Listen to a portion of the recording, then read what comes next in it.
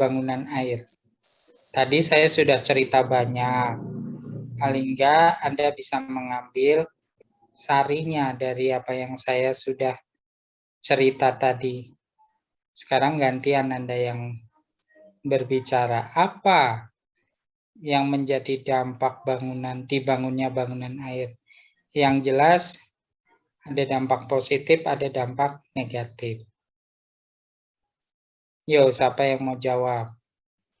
Atau siapa yang mau berpendapat? Ingat, ya nggak saya salahin, tapi saya akan komen.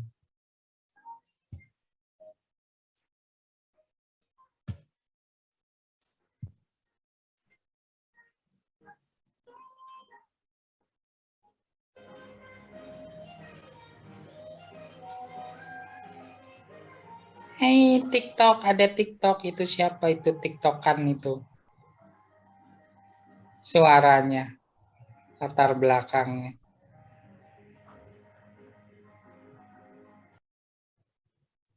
Ayo, apa dampak bangunan air? Baik positif maupun negatif. Pak, kalau menurut saya ya Pak, kalau dari dampak positifnya itu bisa memenuhi kebutuhan manusia ya Pak ya. Sumber Ya, daya itu manusia. sudah pasti. Karena Terus yang memang dampak itu jadi negatifnya, latar belakang. Terus, paling yang negatifnya kalau menurut saya mengganggu kelestarian lingkungan sekitar Pak. oke. Yang lain, silakan berpendapat.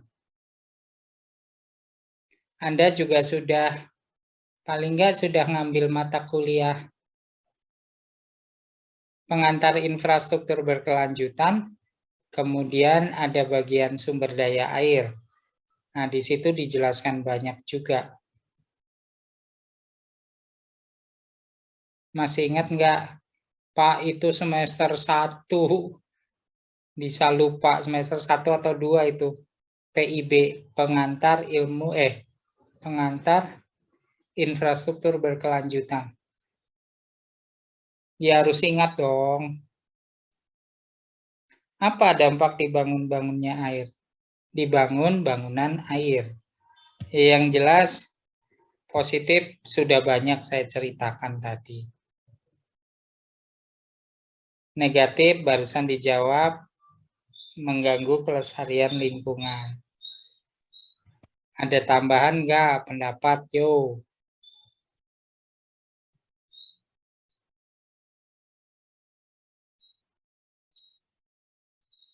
27 orang yang masuk sesi 2.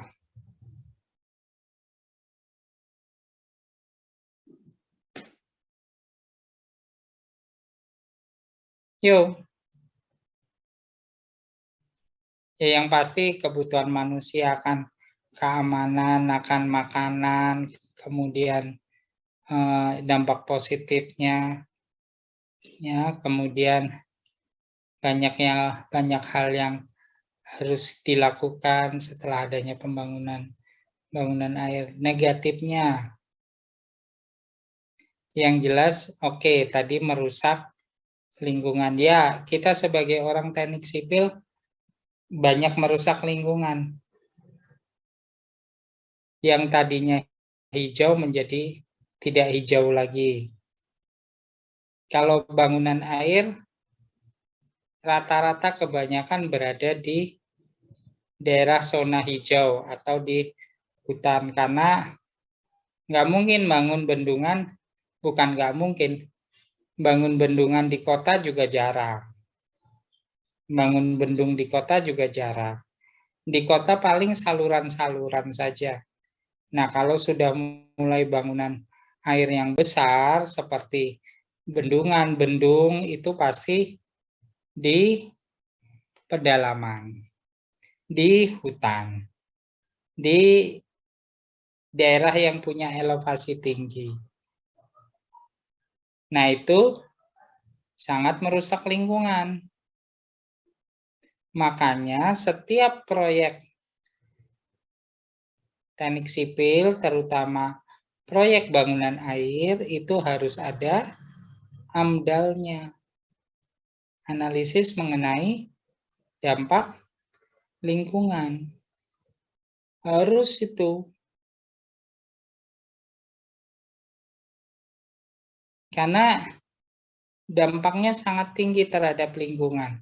Contoh yang gampang, Jati Gede.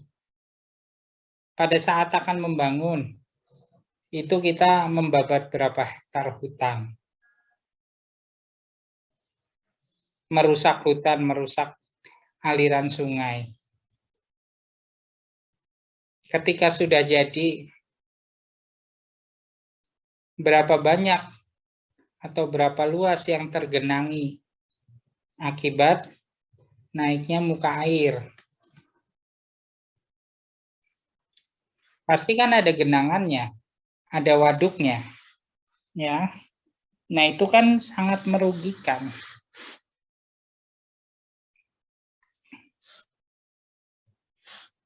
Itu harus ada analisis mengenai dampak lingkungannya. Pada saat membangun saluran drainase aja kita merusak beberapa bagian kota, lahan kota, kemudian butuh kolam tampungan sementara, kita juga merusak lingkungan, ya. Jadi ya kita sebagai engineer, terutama teknik sipil, harus memperhatikan itu. Jadi dampaknya banyak. Ya, silakan dipikirkan nanti ya. Jadi itu analisa atau jawaban yang paling tidak untuk analisa dampak mengenai bangunan air. Ya, semuanya bermanfaat. Iya, kita bangun bangunan air, ngapain bangun sesuatu tidak bermanfaat untuk kita. Tapi dampaknya juga perlu diperhatikan. Oke, saya lanjut. Nah, bangunan air sendiri ada 3 macam sebetulnya pembagiannya. Yang pertama, bangunan pemanfaatan. Yang kedua, bangunan konservasi. Dan yang ketiga adalah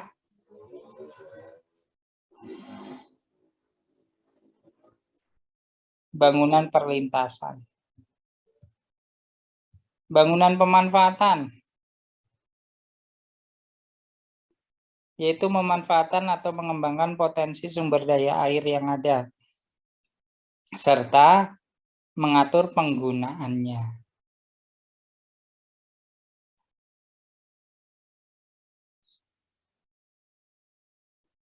Contoh, bendung tetap atau bendung gerak.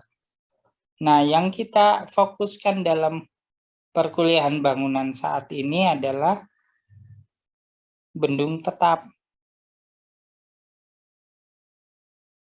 Apa bedanya dengan bendung gerak? Nah, kalau bendung tetap, permanen. Bendung gerak ada permanen, ditambah tambahan pintu gerak. Ya, jadi kalau saya gambarkan, sebentar. Saya annotate dulu supaya bisa gambar di sini. Aduh, ini posisi saya juga sedang tidak enak badan. Saya gambarkan dulu sebentar ya. Kalau bendung tetap,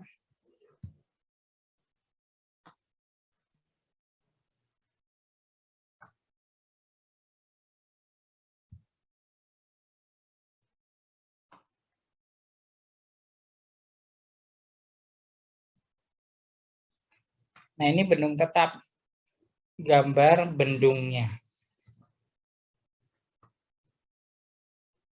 Ya, ini bendung tetap.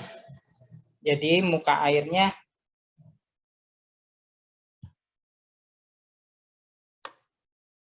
di sini.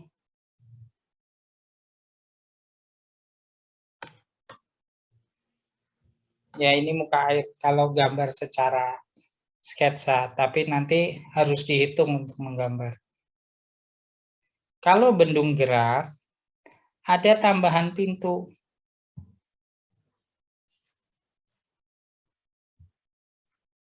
Biasanya ada di atas sini.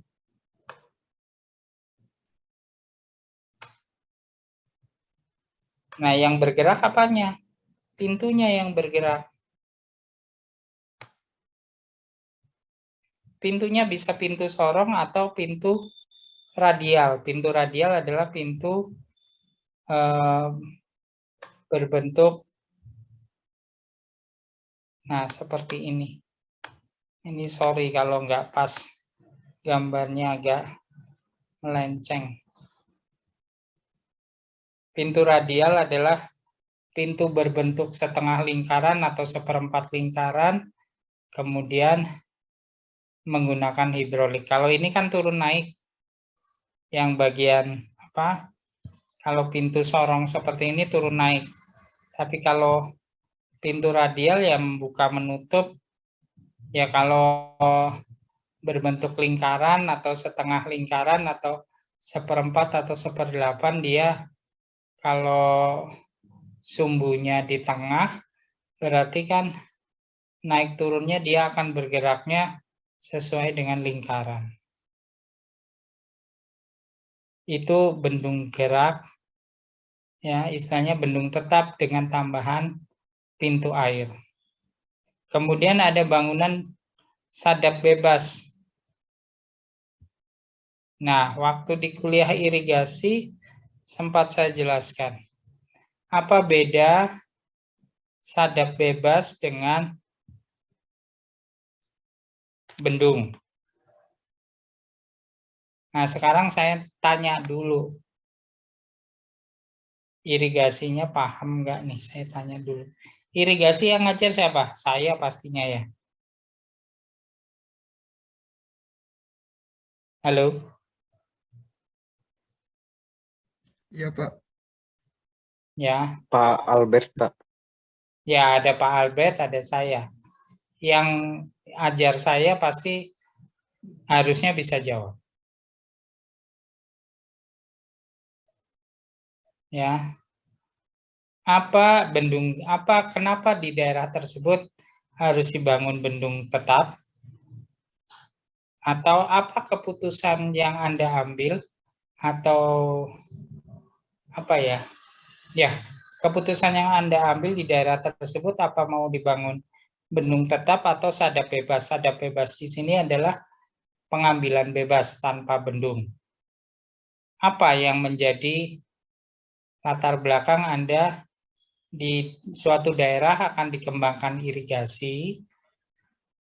Alternatif pembangunannya, pengambilan sumber daya air yang pernah saya ajarkan kan, pemanfaatannya bisa dengan bangunan tetap, ada bisa dengan pompa. Ya, sumber daya airnya yang akan dimanfaatkan untuk irigasi itu ada dari pompa dan dari caranya dengan pompa maupun dengan bangunan. Nah, sekarang dengan bangunan itu ada dua, bangunan bendung tetap dan bangunan sadap bebas atau pengambilan bebas. Nah, apa latar belakang yang melatar belakangi Anda memilih bendung atau bangunan sadap bebas? Harusnya ngerti kalau yang kelas saya.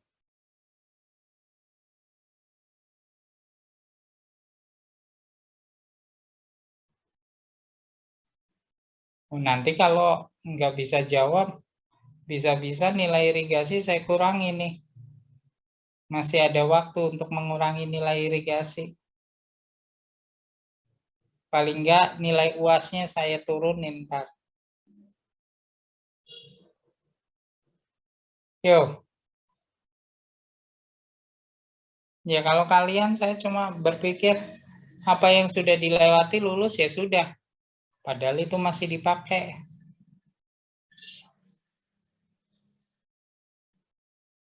Apa pertimbangan Anda pakai bendung? Apa pertimbangan Anda pakai bangunan pengambilan bebas? Itu sudah saya terangkan itu. Di irigasi terutama. apalagi tentang sumber air yang dimanfaatkan untuk irigasi. Ini saya lagi nonton berita di TV dari CNN. Jakarta dan Bekasi mulai tergenang banjir. Ada penumpukan sampah di pintu air Manggarai. Ini ada alat berat yang lagi ngeruk sampah. Oke, balik lagi. Kenapa latar belakang Anda mengambil keputusan pakai bendung tetap sama bangunan sadap bebas? Sekarang saya nanya, Anda melihat apa sih kalau mau membangun suatu jaringan irigasi? Yang Anda lihat apa? Ya kalau kebutuhan ya pasti. Yang lain?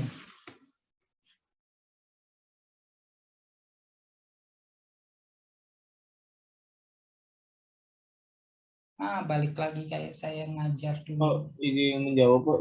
Coba Ya. menjawab untuk memakai bendungannya Pak. Ini mungkin jadi debit airnya tuh Pak jadi sehingga jadi rendah tuh Pak. Maka dari itu kita memakai bendungan seperti itu. Apa?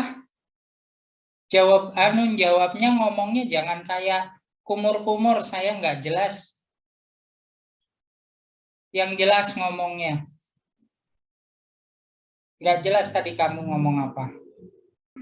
Iya Pak, mohon maaf sebelumnya mungkin suaranya berputus-putus sekali ya Pak. Jadi kenapa pertimbangannya memakai bendung gitu? Karena membuat debit air itu menjadi rendah tuh Pak. Membuat debit air menjadi tinggi. Debit air menjadi lebih tinggi. Gitu. Ya Pak seperti itu. Oke. Apakah dengan adanya bendung debitnya jadi lebih tinggi, yang tadinya 10 meter kubik per detik menjadi 15 meter kubik per detik?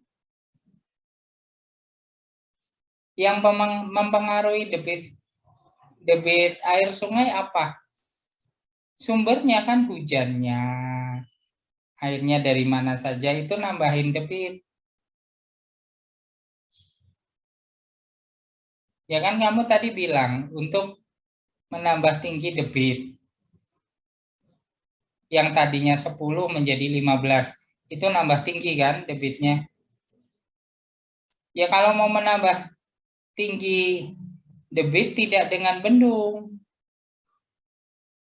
Karena untuk menghasilkan debit besar kan ya mencari sumber lain atau hujannya lebih besar supaya debit yang mengalir jadi lebih tinggi. Itu konsep itu yang Anda pikirkan kalau mau menjawab. Jawaban kamu belum tepat. Oke.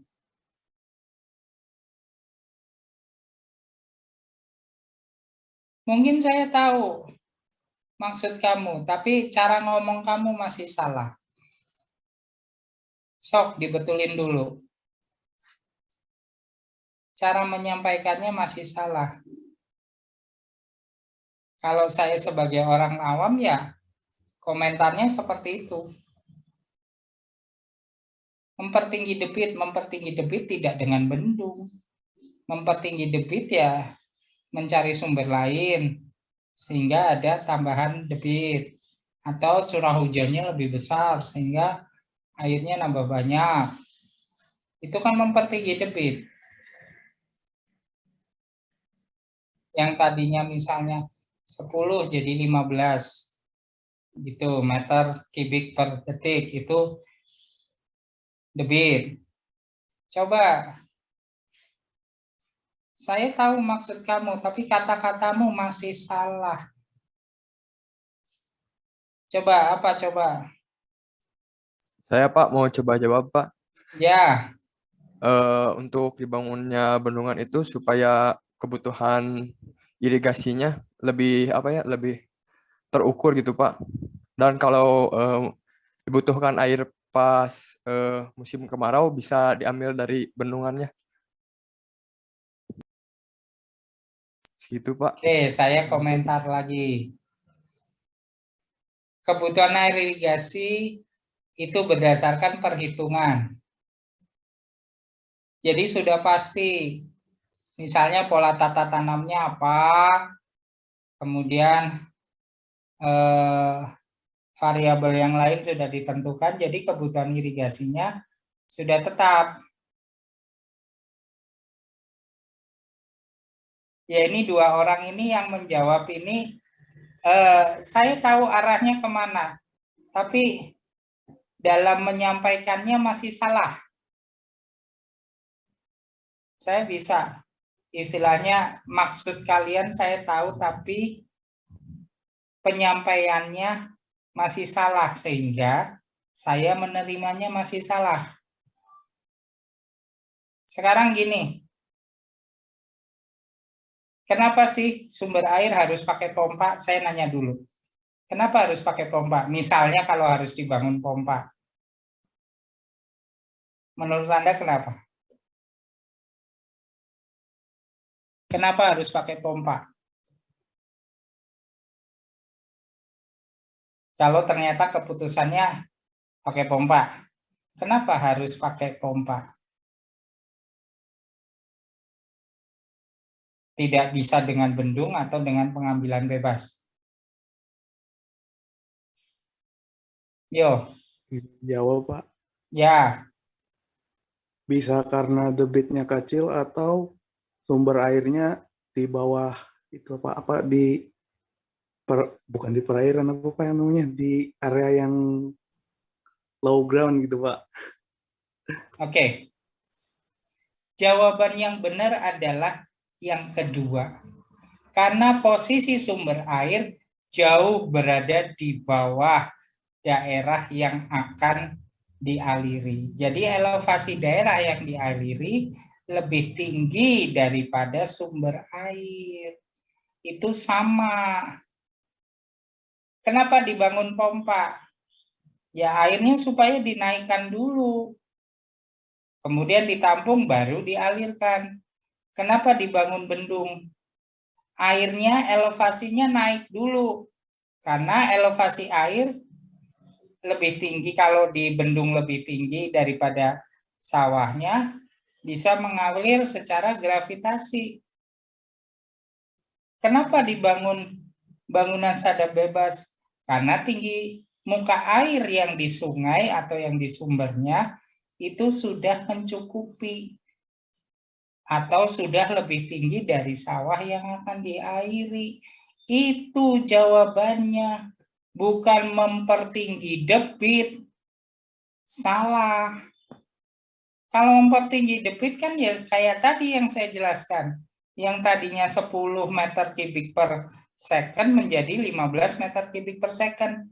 Supaya nambah, ya cari sumber lain atau hujan lebih besar. Tapi ini perkara elevasi. Elevasi muka airnya lebih tinggi dari sawah atau dari lahan yang akan diairi. Perlu bangunan apa? Ya perlu bangunan sadap bebas saja, dengan ngambil saja air sudah ngalir. Tapi kalau lokasi elevasi muka airnya lebih rendah daripada sawah, air bisa naik sendiri nggak? Pertanyaan saya. Enggak kan? Air bisa naik sendiri, air bisa naik sendiri. Air bisa naik kalau satu dipompa atau ada bangunan yang menaikkan tinggi muka air. Paham tidak? Paham, Pak. Ya, jadi konsepnya adalah kenapa kita membangun bendung, membangun bangunan sadap, atau pakai pompa? Ya karena posisi elevasi muka airnya dibandingkan dengan posisi daerah yang akan kita airi. Kan nggak mungkin air naik sendiri, nggak punya kaki. Itu melawan hukum alam. Ya, jadi kita naikkan dulu dengan dipompa atau dibangun bendung. Butuhnya berapa tingginya? Ya dilihat daerah yang akan diairi, kanan kirinya, kanan kiri sungai, berapa tingginya. Nah, kita bikin bendungnya ya setinggi elevasi yang ada, sehingga air naiknya kan pasti di atas bendung. Nah, itu bisa mengalir ke kanan kiri secara gravitasi. Kalau dengan pompa ya dipompa dulu, dibuat bak penampungan, dari bak penampungan itu yang lokasinya lebih tinggi dari sawahnya, baru dialirkan. Paham tidak?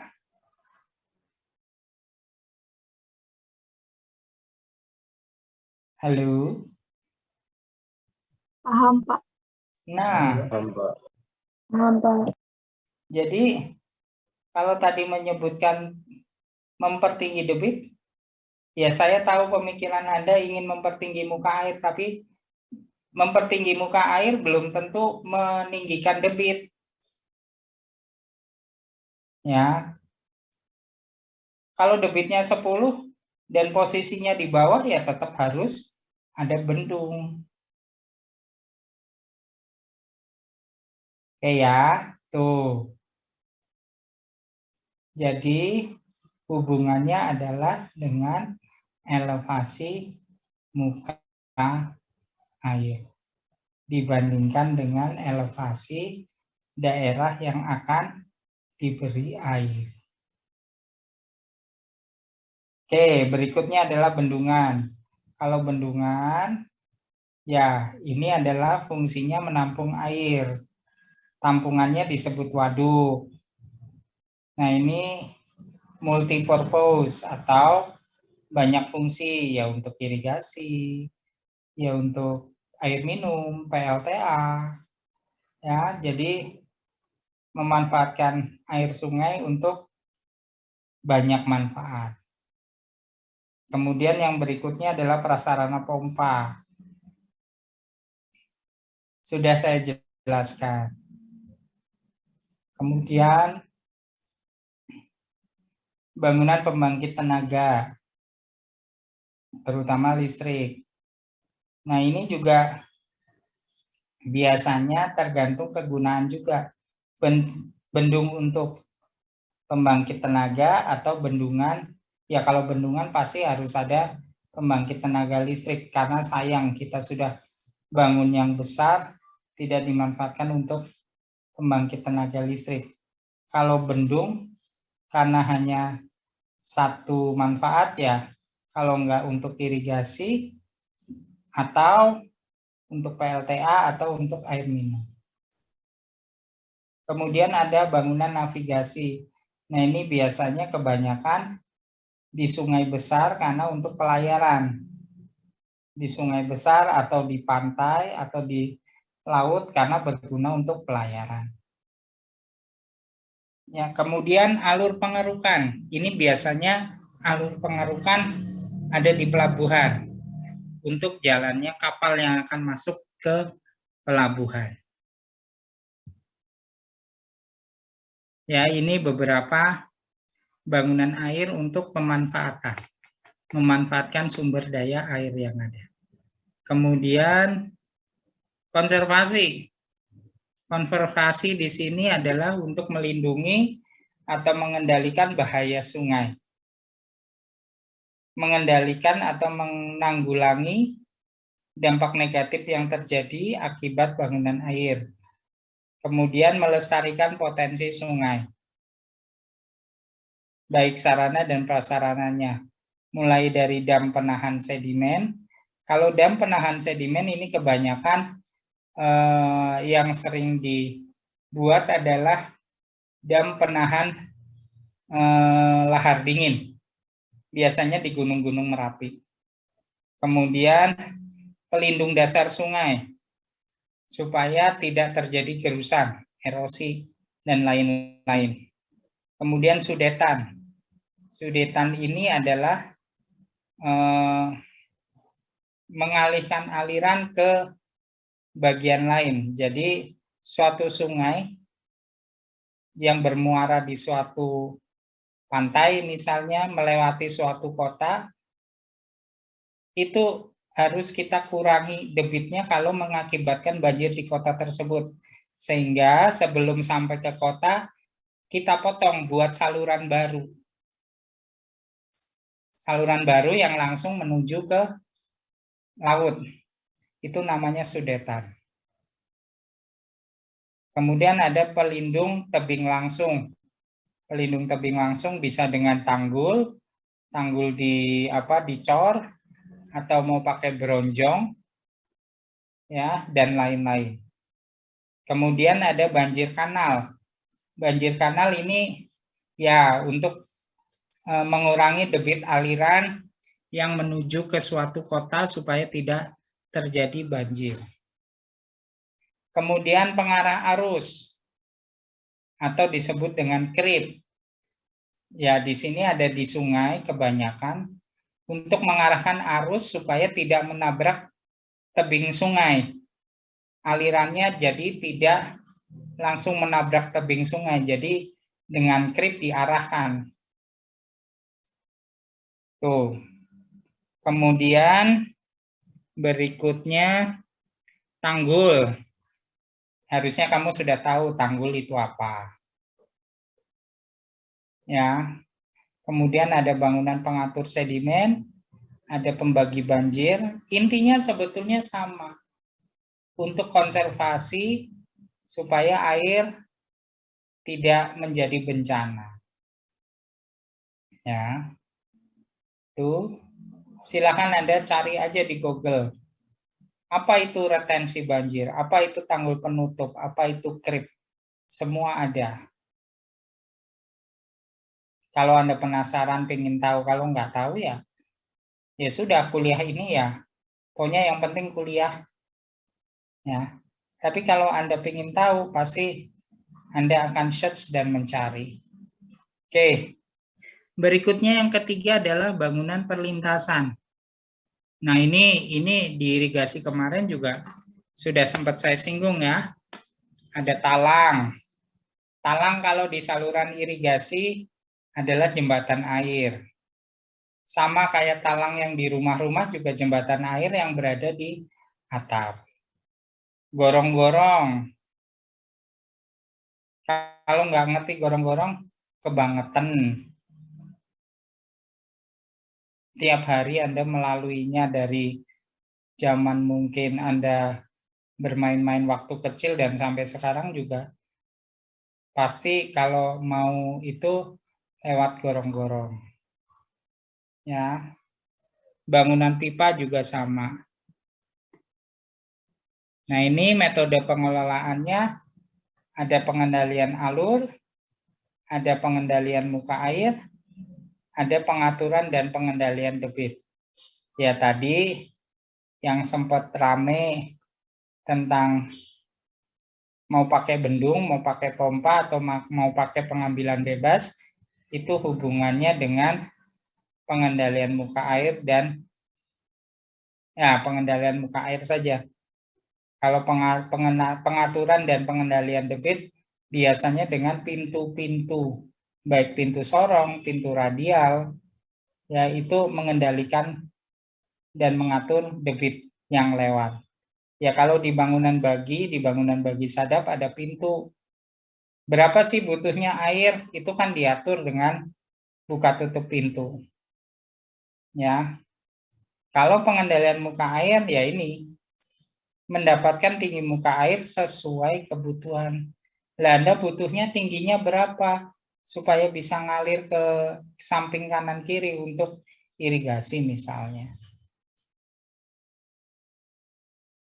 Nanti saya cerita, ya kalau nggak nanti atau minggu depan atau kapan, Saya akan cerita karena saya mendapat proyek di Papua, di Maluku, di Sulawesi, dan di Kalimantan adalah proyek bendung untuk membangun pembangkit listrik tenaga mikrohidro. Nah, itu beda lagi dengan untuk irigasi.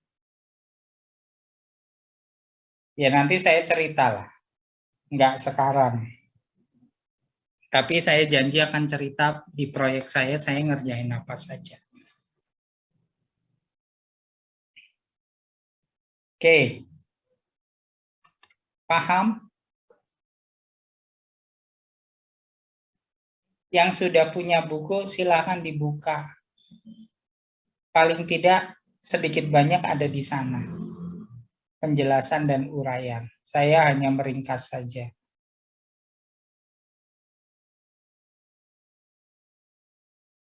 Ada pertanyaankah? Halo, hola. Tidur ya? Belum ada, Pak. Ya, Pak. Nggak tidur kan? Jangan mentang-mentang hujan terus tidur. Saya ngecepret sendiri di sini. Di depan laptop ngecepret sendiri, kalian ya tidur sambil kipas-kipas atau tidur sambil rebahan. Ya nanti silakan dipertanggungjawabkan di kuis atau di ujian. Dah itu saja. Pertanggungjawabannya di situ. Nanti kalau nggak bisa jawab, oh berarti pas materi ini lagi tidur atau lagi tiduran, nggak serius dengerin. Misalnya seperti itu, pertanggungjawabannya di situ aja. Oke, kalau tidak ada pertanyaan, untuk materi yang pertama saya cukupkan sampai sekian. Jadi masih bercerita tentang apa sih bangunan air, kenapa harus ada bangunan air, ya untuk apa adanya bangunan air, dimanfaatkan untuk apa saja ya, ya cukup sekian. Sisanya silahkan cari di Google sama di buku. Di buku ada uraiannya. Silahkan dibaca. Kan katanya sudah ada. Nah, makanya untuk yang belum punya bukunya ya silahkan beli, pesan atau pinjam ke kakak kelas. Atau baca e-booknya. Cuma kelemahannya kalau pinjam kakak kelas dan baca e-book tidak bisa dicoret-coret. Saya mah yaitu kelemahan e-book itu, jadi mau coret-coret susah. Saya mending punya buku aslinya, kalau ada sesuatu yang harus saya tambahkan di situ tinggal saya coret. Kalau di e-book lupa nge-save, bablas hilang semua. Punya kakak kelas mau mengembalikan dengan kondisi yang sudah tercoret-coret juga nggak enak. Ya, oke. Kalau memang tidak ada pertanyaan, tidak ada komentar, ya Anda bisa melakukan pertanyaan dan komentar di WAG. Jangan japri, karena kalau sudah pesannya numpuk, kadang-kadang saya males buka juga. Apalagi dengan kondisi seperti ini, saya jarang buka WhatsApp. Ya, jadi WAG aja. Kalau grup sering saya buka. Oke, kalau memang tidak ada pertanyaan, untuk kuliah kali ini saya akhiri. Kita ketemu lagi minggu depan. Ya, dengan kondisi yang